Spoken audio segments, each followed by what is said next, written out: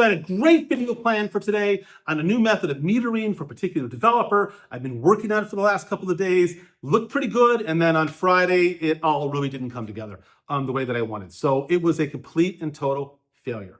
However, I love failure. I believe in failure as a model of growth as an artist, not only from a technical standpoint, from a conceptual standpoint. And I've embraced this model now for well over 30 years.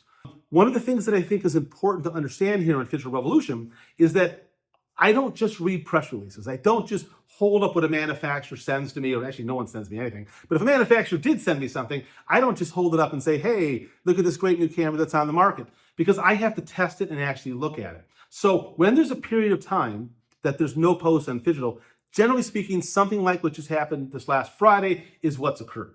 I've had a problem in an idea that I had, sometimes technical, sometimes conceptual, and I don't have something to share. But let me talk now a little bit about the way that I've been working, and on, once again, two particular artworks spanning a 20-year difference. So the artwork that's behind me here, this is from my Haiku series, and it's quite large. If I get back to it, you can see it's 6 by 10 feet. It's a massive work of art, and it's made with instant Polaroid materials. In this case, 4 by 5. So it's 2005, 2006 timeframe, and I'm working on my Haiku series, and I'm working with instant Polaroid material. And the time when I made this, I was using a 4 by 5 wide camera made by twin lens, made by Peter Gowland. And it was an amazing camera. I wish I still owned it, but just an absolutely amazing camera and a huge camera to walk around with. So this is peel apart 4 by 5. And there were all sorts of technical challenges that I was coming up with when trying to find the right camera platform, the right type of lens that worked with the instant material to give me this sort of very painterly quality that I was looking for.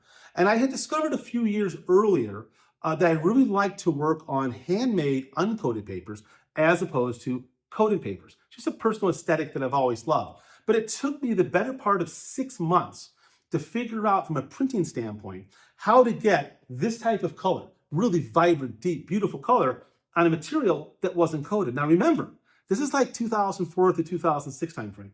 Digital's pretty new on the scene at this point. Now, I was fortunate enough at this time to have the first DaVinci printer in the world. It's a 54-inch wide, 12-color printer. It was a Hexachrome color space, absolutely amazing system. Still have it downstairs, and it still runs. And it allowed me to be able to work on papers like this. But there were all sorts of challenges. So this is Japanese Gampi.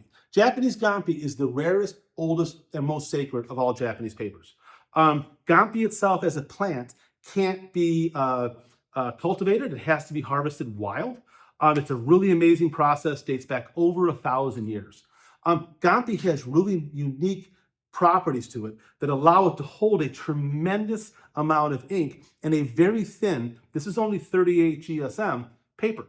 But I had to conquer a lot of technical problems in order to be able to print on this work. First off, I had to figure out how to create the ICC profiles that would allow me to throw down enough ink. I also had to figure out how fast I could print the system in order to keep the registration and everything clean. So I needed a system that I could slow way down.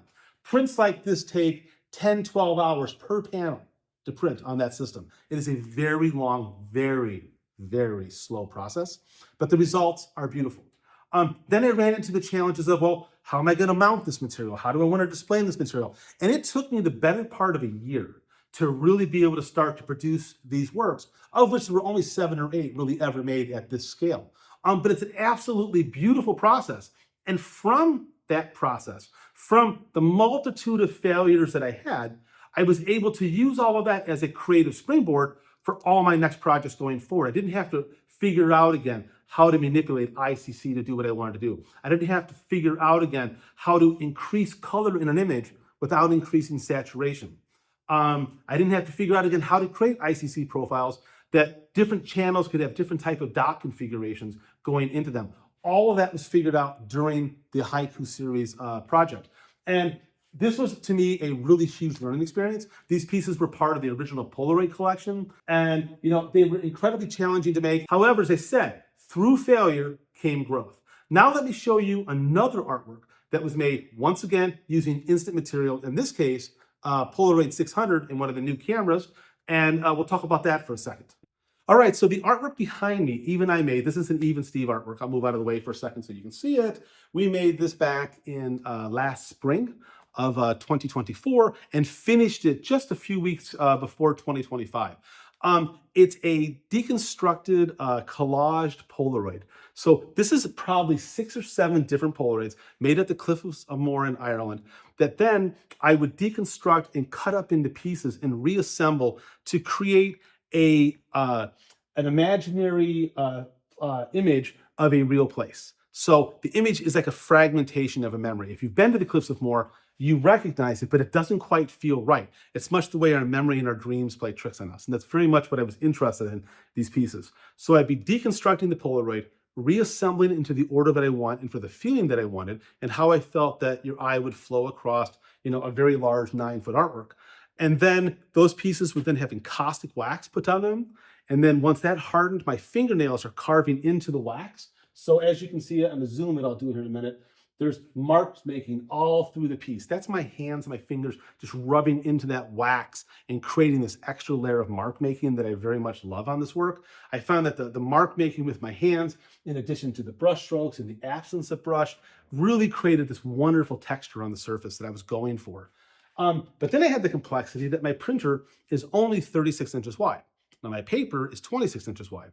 So I was going to have to print 4, 5, 6 sheets of paper and then cut the sheets down and then glue the pieces together in post on the floor because they're so big.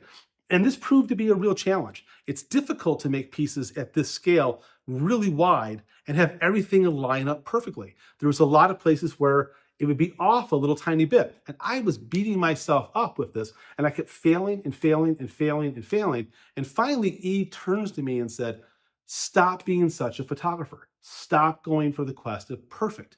And that hit me just perfectly. It's right what I needed to hear. I am not a photographer who embraces the idea of perfection. I would much rather have something that has an imperfect quality that feels human than have something that feels perfect and feels mechanical and it just doesn't have any sort of energy to it. In 2025, if you want to take a perfect photograph that's sharp, full tonality, great paper, all that kind of stuff, all you really need is money. The great lenses are out there, great sensors are out there. Learn how to focus a camera, learn basic Photoshop, and you can make pieces that are absolutely just technically just every I's been dotted and T's been crossed. But I find that when you have that pursuit in making work, generally speaking, the piece ends up lacking any soul. It ends up lacking anything human and any sort of love in it. And it just becomes a technical exploration as opposed to making a work of art.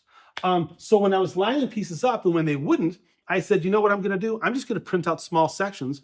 And like in the area right here, I just printed out a small section, glued it on for archival glue, and then Eve came in and mended it, sewed it with a little bit of yarn or threads. We've done this in a lot of our work for the last couple of years, where if a piece gets damaged, or we do it from a creative standpoint, like here around this text, Eve put a series of stitches in around the text to create a sculptural element on the surface, but also to emphasize that area. So we do that in a lot of places, and we do this in a lot of our work, where like if today, this corner or something were to get damaged, I wouldn't throw the artwork away. I would simply just reprint that section and glue it in and sew it and call it a day. That's very much my philosophy on the works that we're making. So once the piece has been assembled, then we got into, what type of, we also thought about scale, like how big should these be? We've made massive pieces, 30 feet wide. We tried it at a smaller scale and it looks really good, but Eve really liked the 7 to 10 foot range. Just really feels right with your visual distance when you're back from the piece, the way you can read the words from across the room. Like the large words are painted in Krink graffiti paint, whereas everything else is white pigment pens. And so there's like this invitation from the big words to come up to the artwork. And then you see the small words and you start reading the story. And the story's based a fair amount on Irish mythology and history. And it's really an engaging piece. And then like in so much of my work, I use Eve as the model. So Eve was modeling for this piece when we were in Ireland, and that's really great. And so a piece like this, it might have taken me, a year to really start making pieces like this in a successful way. But because of the complexity of the process and the continuing failure, even though I know how to make a piece like this today, I still fail at making them a lot. And we have to reprint sessions and start over just because the process is so complicated and so fraught with errors. So I hope by seeing those two artworks, once again, literally 20 years apart, and hearing a little bit about the technical and aesthetic decisions and conceptual issues that we had, you'll take failure and embrace failure in your own work. When you go out for a day and you photograph, this is sort of my conclusion. If you go out for a day and you photograph and you don't come home with anything that you like, work on the images that you don't like. If you can make an image that you hate or an image that you think is a failure, a decent image, that's the pathway towards success. If you're only working on your best images, you're missing out on a valuable source for becoming even a better practitioner in Photoshop or a better printer, is to find things that are outside of what you consider to be great and try to make them great. Work through failure as a creative growth tool. Thank you very much for listening.